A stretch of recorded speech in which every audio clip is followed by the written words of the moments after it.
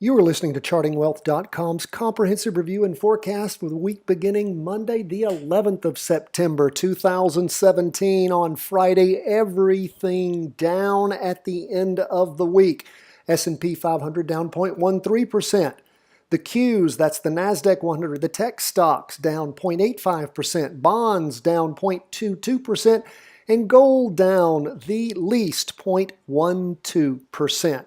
Now, let's start originally with the S&P 500. Remember, if you are serious about wanting to learn how to chart the markets, you want to become a charting master, be able to follow trends and do well in the market. How do you do it? First and foremost, you fill out the weekly market worksheet every single week, and every day the market is open, Monday through Friday, you want to fill out the daily market worksheet. So again, please make sure you do that. In order to have those free worksheets, how do you get them?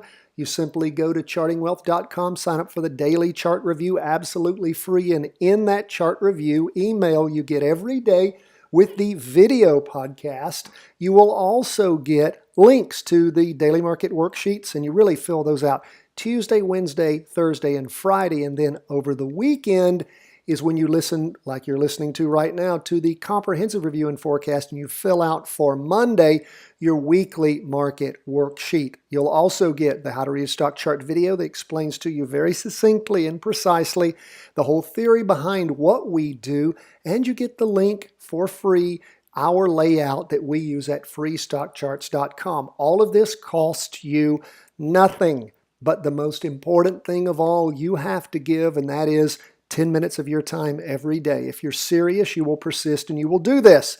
If you don't ever wish to know how to do it, you'll do it half-assed for a while and then you'll quit, which is what most people do. And then they complain they have no skills in reading the market or learning how to make money. We want you to practice with us. We're not a stock calling service. We're an education firm. And once you combine everything you learn from us, everywhere else, the books you read, the courses you take, the other things you do, and you get really, really good at trend following, you can indeed, my friends, do it on your own. Make your own decisions. It's your own money. We are not going to give you market advice. We will give you education. Okay, let's jump in. S&P 500, what does it look like for the week? It was up as far as the Heiken Ashi candlesticks. Great training on what the Heiken Ashi candlesticks are. You want to know what they're all about?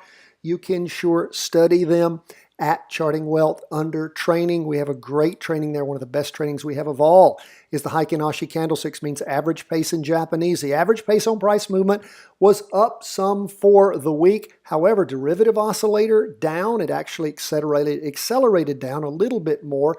And the derivative, well, that's the derivative oscillator, price percent oscillator, also heading down. And again, down just a little bit at the end of the week. Now, if we look at the two-day chart, what does it show us? Well, it barely squeaked over, derivative oscillator moving up, but the price percent oscillator over just a little bit. And of course, what do we see going on price movement? Slipping sideways on that two-day chart.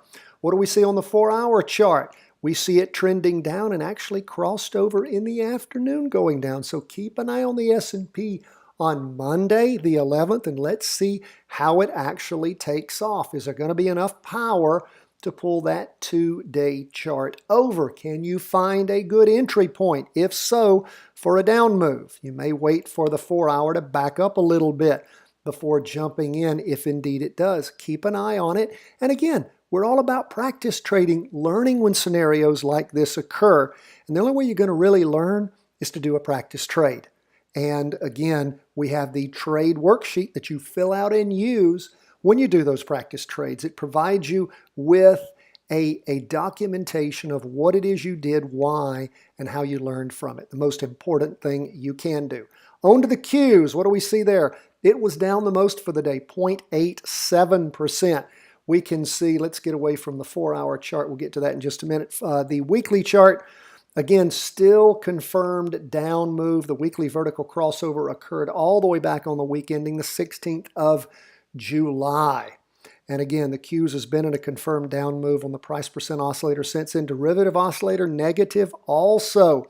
We do see the last 2 weeks as far as the Heikin Ashi average pace candlesticks go, up movement. But again, not enough up movement to cross over the derivative oscillator, means that things are still tending down. We look at the 2-day chart. It did have a big bump up on the 2-day candles on the 31st, ending on the 31st and the 1st of September. And then, of course, sliding sideways. Looks like it's getting ready to cross over, going down. If indeed that occurs, when it occurs, be ready to act. What do we see going on the 4-hour chart? It already crossed over, going down on the noon candle on the 4-hour chart. So again, blasting down. Continue to keep an eye on the cues as the week starts off. Remember, all things being equal, the markets always tend to move in the direction of the largest chart. And of course, that is down. Why do we call it down? Because the price percent oscillator, which is our #1 indicator, is down. That's what helps us call where the charts are. More than price movement, it is the price percent oscillator. Okay, let's keep going through these charts. What do we see with TLT? That's the 20-year bond fund. Continuing to move up 1, 2, 3, 4, 5 weeks in a row of strong up movement. Derivative oscillators moving up, and we have a hockey stick kink up on the price percent oscillator moving up also. If we take a look at the 2-day chart, we of course see it continuing to move up. So we have that 2-day vertical crossover back on the 9th of August. Again, only 2 pullbacks on that 2-day chart. Movement still well above the 2-day and the weekly trend line. That's going beautifully. What's the 4-hour chart doing? Again, moving up continually since it crossed back over, going up on the 5th of September.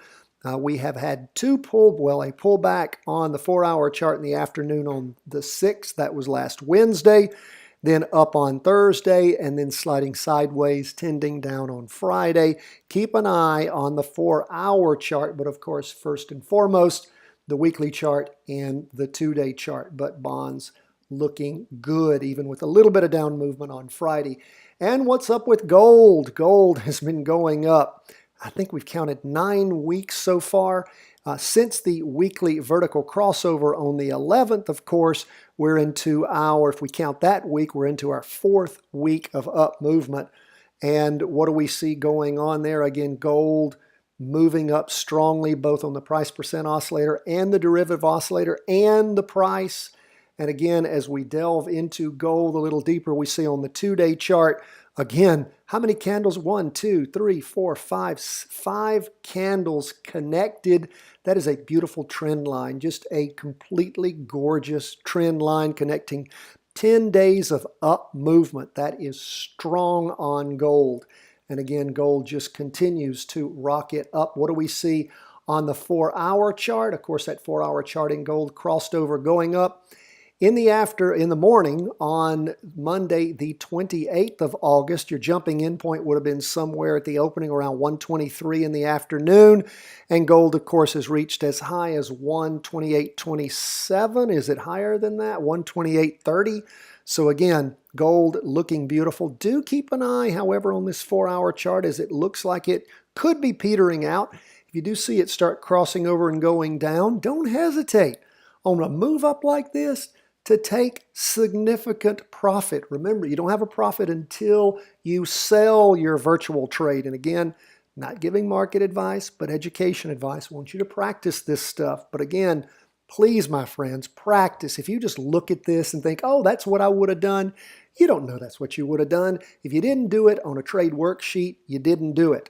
And you got to practice it. If you don't practice it, you're not going to really know what you're doing. You're not going to understand the investment of your energy and your beliefs. You've got to do the practice trades. Folks, that's where we are at the end of the week on Friday as we go into Monday, September the 11th.